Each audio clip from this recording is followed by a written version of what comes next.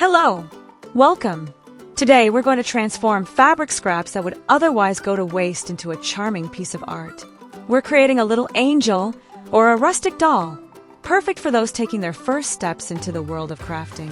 The best part about this project is its versatility.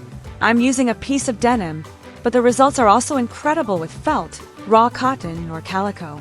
The secret is using a fabric with a bit of structure and weight. Take note of the primary measurement. Our main rectangle is 11 by 14 centimeters. But remember, in crafts, there are no rigid rules. If you want a larger or smaller doll, simply adjust the size of the head circle proportionally. Besides the fabric, you'll need strong upholstery thread or gold cord, a circle of jersey fabric for the head, silicone fiber fill, a piece of cardboard for the hair template, and your hot glue gun. Let's start with the body, which is the foundation of everything. Place your 11 by 14 centimeters rectangle on the table. The secret to a professional finish starts right here. We're going to fold the fabric lengthwise to create an accordion or fan effect. Pay close attention. Make sure the first and last folds are turned inward. This prevents any raw edges from showing on the sides of your doll. Holding the accordion tightly between your fingers lets define the body.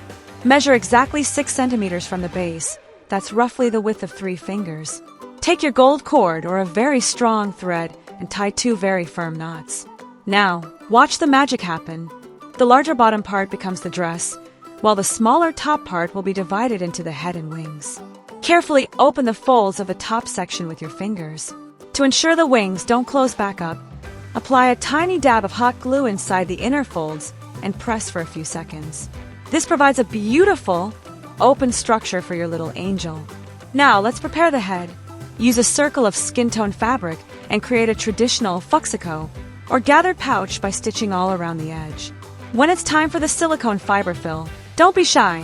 The head needs to be quite round and firm, so it doesn't lose its shape later. Tie it off securely. Before joining the parts, let's add a touch of luxury, the collar. Take about 30 centimeters of thin lace. Using a needle and thread, do a quick running stitch along the length to gather it. Tie this lace right above the knot we made on the body. This volume of lace helps hide the seam and adds a much more delicate finish. Now, apply a generous amount of hot glue to the top center of the body, right between the wings, and position the head. Press firmly. A common mistake is letting go too soon. Hold it until you feel the glue has completely cooled, so the head doesn't end up tilted. The hair is what gives this piece its personality. For this, we'll use a foolproof method. Take a piece of cardboard that is 9 centimeters wide.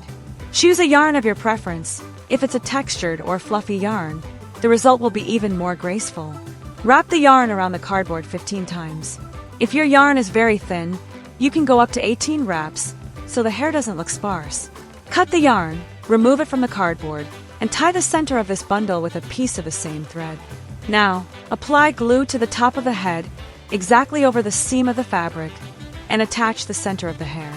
Arrange the strands to the sides and back, ensuring the entire back of the head is covered. You can create 2 side buns by tying the ends or leave it loose for a more angelic look. It's time to bring your doll to life. For the face, remember, less is more. Use a dotting tool or the tip of a toothpick with black paint to make 2 simple eyes. With a soft brush, apply a little makeup blush to the cheeks for a healthy glow. If you feel confident, use a brown Micron 005 pen to draw very fine eyelashes and eyebrows. The master touch for those using denim. Take a needle and slowly fray the hem of the dress, thread by thread. This rustic detail adds immense value to handmade work. Your piece is finished. It can become a keychain, a Christmas tree ornament, or a christening favor.